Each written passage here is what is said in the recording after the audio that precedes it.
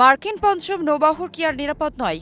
ইরানের ক্ষেপণাস্ত্র কি বদলে দিচ্ছে মধ্যপ্রাচ্যের শক্তির সমীকরণ? হরমুজ প্রণালী ঘিরে কি শুরু হতে যাচ্ছে নতুন সংকট? আর মধ্যপ্রাচ্যে মার্কিন ঘাঁটিগুলো এখন কতটা ঝুঁকিতে?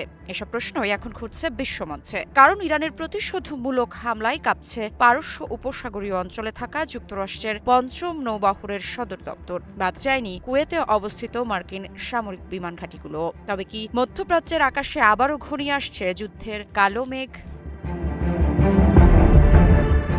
সাম্প্রতিক যুক্তরাষ্ট্রের পঞ্চম নৌবহরের সদর দপ্তরকে লক্ষ্য করে হামলার দাবি ঘিরে নতুন করে উত্তপ্ত হয়ে উঠেছে পারস্য উপসাগরীয় অঞ্চল। প্রশ্ন উঠছে, এটি কি কেবল সতর্কবার্তা নাকি বড় ধরনের সংঘাতের সূচনা? ইরান কি সত্যিই দেখিয়ে দিল যে মধ্যপ্রাচ্যে থাকা মার্কিন সামরিক স্থাপনাগুলো আর নিরাপদ নয়? ১,০০০-এর বেশি ক্ষেপণাস্ত্র প্রস্তুত রাখার দাবি কতটা বাস্তব? আর যদি হামলার পর হামলা চলতেই থাকে, তাহলে কি হরমুজ প্রণালীকে কেন্দ্র করে শুরু হতে পারে নতুন এক আঞ্চলিক যুদ্ধ?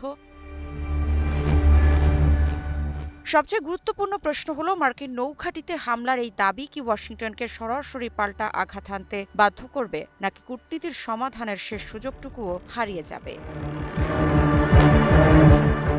বিশ্লেষকরা বলছেন, ঘটনাটি শুধুমাত্র একটি সামরিক হামলার দাবি নয়, বরং এটি মধ্যপ্রাচ্যে শক্তির ভারসাম্য, জ্বালানি নিরাপত্তা এবং যুক্তরাষ্ট্র ইরান সম্পর্কের ভবিষ্যৎ নির্ধারণে বড় ভূমিকা রাখতে পারে। কারণ বাহরাইনে অবস্থিত মার্কিন পঞ্চম নৌবহরের সদর দপ্তর শুধু একটি সামরিক ঘাঁটি নয়, বরং পারস্য উপসাগরে যুক্তরাষ্ট্রের সামুদ্রিক উপস্থিতির কেন্দ্রবিন্দু।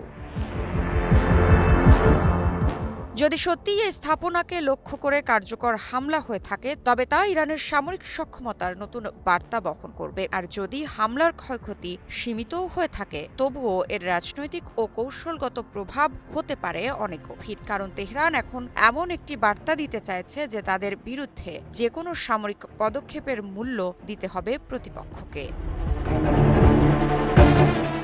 অন্যদিকে যুক্তরাষ্ট্রের সামনে এখন বড় প্রশ্ন, তারা কি কঠোর সামরিক জবাব দেবে, নাকি পরিস্থিতিকে আরও বড় সংঘাতে রূপ নেওয়া থেকে রক্ষা করতে সংযত অবস্থান নেবে? কারণ একটি ভুল সিদ্ধান্ত শুধু ইরান যুক্তরাষ্ট্র নয়, পুরো মধ্যপ্রাচ্যকে নতুন অস্থিরতার দিকে ঠেলে দিতে পারে।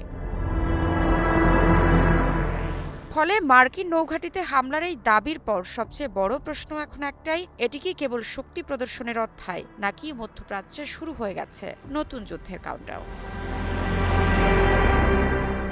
মৃত্তিকা সিনহা বিশ্বাস, নিউজ 24।